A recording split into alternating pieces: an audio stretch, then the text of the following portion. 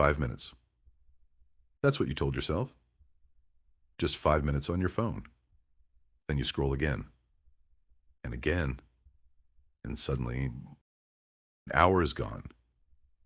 You weren't planning to watch anything. You weren't looking for anything. Your finger just kept moving. So why can't we stop? Why does one video become 20? Why does one notification become another hour?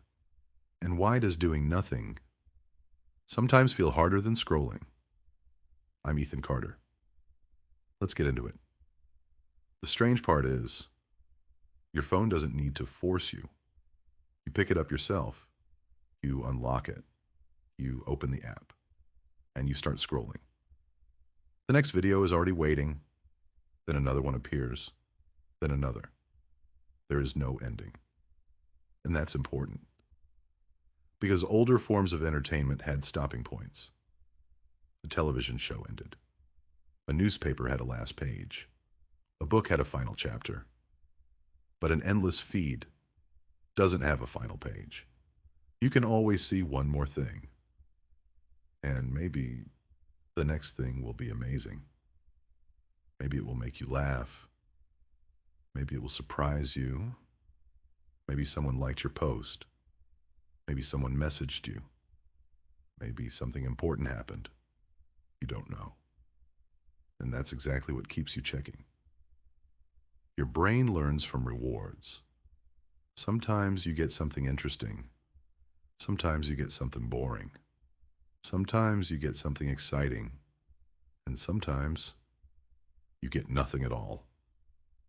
That uncertainty matters. It's similar to why unpredictable rewards can keep people engaged. You don't know when the next interesting thing will appear. So you keep looking.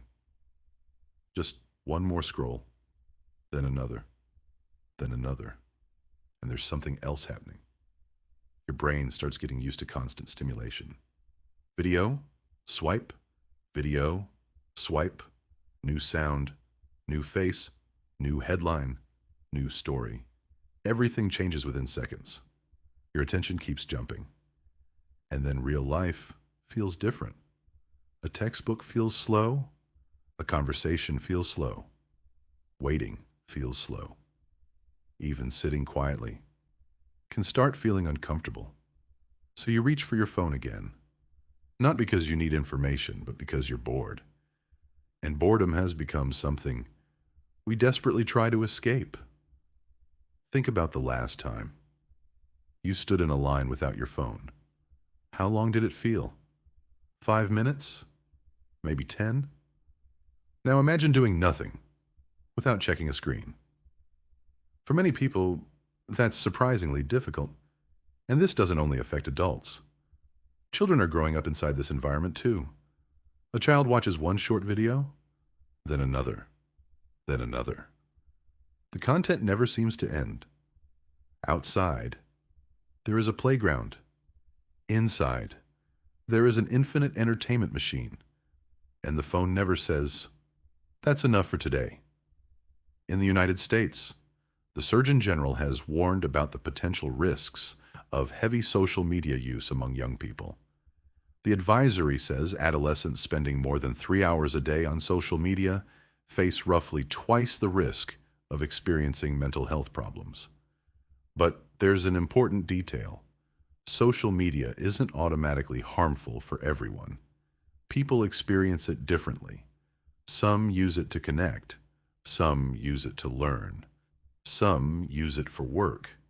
The problem is what happens when scrolling starts replacing real life, when sleep gets pushed aside, when exercise disappears, when studying becomes harder, when conversations become shorter, when you can't sit quietly without checking your phone.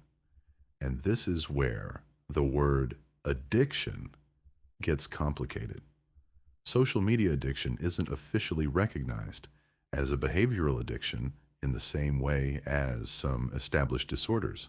So we shouldn't pretend that every person who scrolls is addicted.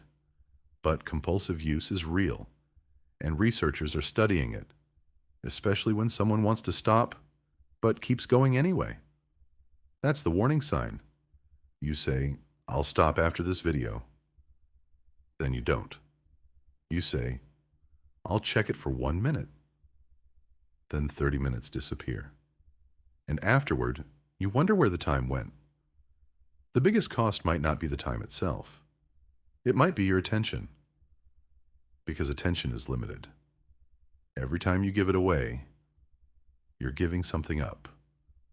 Maybe you were going to study. Maybe you were going to exercise. Maybe you were going to sleep. Maybe you were going to talk to someone. Maybe you were going to create something. Instead, you kept scrolling, and nobody forced you. That's what makes it so strange. The phone is small, but the amount of attention it can consume is enormous, and the platforms are competing for that attention. A recent 2026 study described social media as an environment where platforms, creators, and users compete to direct human attention. Attention has become valuable. Your time has become valuable. Your focus has become valuable. And the longer you stay, the more opportunities there are to show you something. That's why the feed keeps moving. It doesn't ask, are you finished? It asks, what should you see next? And your brain keeps answering, maybe the next one. That's the trap. Not one amazing video. Not one incredible photograph. The possibility that the next one might be better. So how do we break it? Not by pretending phones are evil. They're not. We need them. For work. For communication. For education. For emergencies. The goal isn't to escape technology. The goal is to control it. Start with something simple. Turn off unnecessary notifications. Don't let every vibration become a command. Move addictive apps away from your home screen. Make opening them take a little more effort. And create places where your phone doesn't belong. Your bed, your dining table, your study desk, your family conversations, and especially the first minutes after waking up. Because if your day begins with everyone else's lives, you may spend the rest of the day chasing their attention. Give yourself moments without stimulation. Walk without your phone. Eat without your phone. Sit outside. Talk to someone. Let yourself be bored, because boredom isn't always the enemy.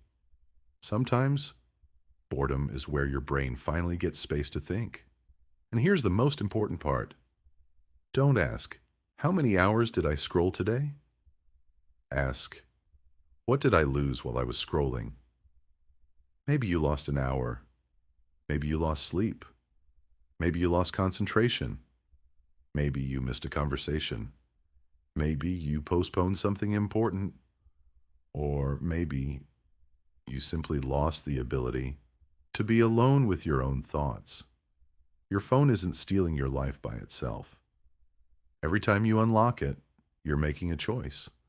The problem is, the choice has become automatic. So the next time your finger reaches for your phone, pause. Ask yourself one question. Do I actually want to see this?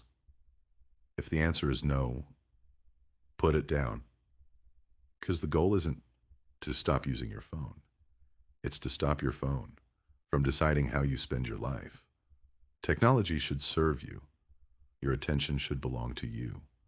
And your life should happen beyond the screen.